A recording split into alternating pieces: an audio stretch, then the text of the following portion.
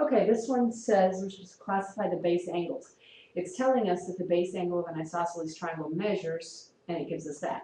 So first of all, I'm going to draw an isosceles triangle, and based on the fact that these two angles must be congruent, we can say that with confidence that they are going to be acute angles.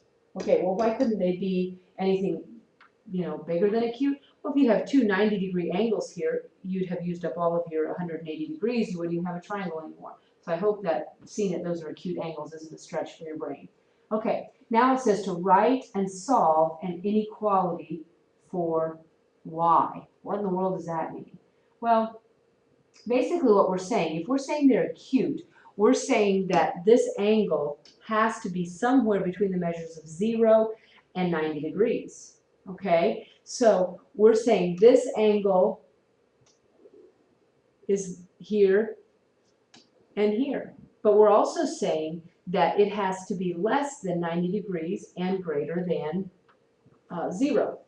So we're going to set up, I'm going to set up an inequality that lets you see that.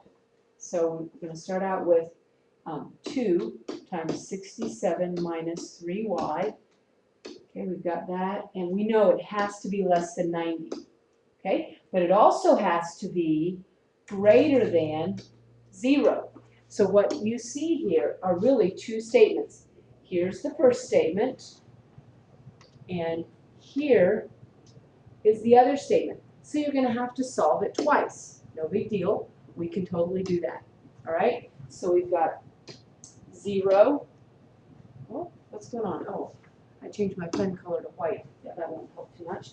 Okay, so we have 0 is less than, and 2 times 67 is 134 minus 6y. Notice I just used the distributive property there. Okay, that's my first statement. So let's go ahead and solve for y here. If we bring the negative 6y over, that becomes, oops, maybe it was going a little crazy on me here. That becomes 6y is less than 134.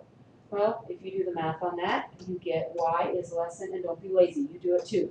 I don't have to do all the hard work with the calculations. Okay, so y is less than 22 1/3.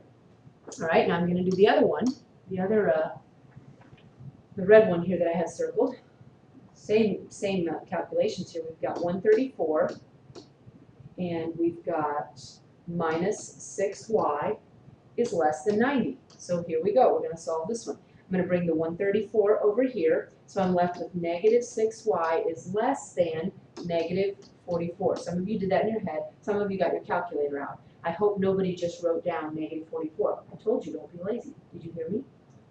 So now we're dividing both sides by negative 6. Some of you are going to forget this rule, but I'm reminding you, anytime you divide an inequality by a negative value, you have to flip the sign. So now we have y is greater than 7 1/3.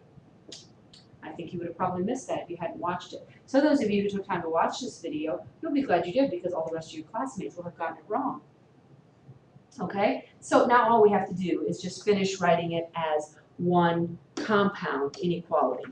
All right, so we're going to start by saying 7 1/3, put the y in the middle here, and then we have the 22 1/3 over here. So watch out for the what I call the fat part of the inequality sign. Notice the fat part of the inequality sign is right here beside the 22, so we've got this greater than, and then we've got this one here, because you see if we read this, it's y is greater than 7 1/3. Y is greater than 7 1/3. Okay, so now we've written and solved an inequality for y.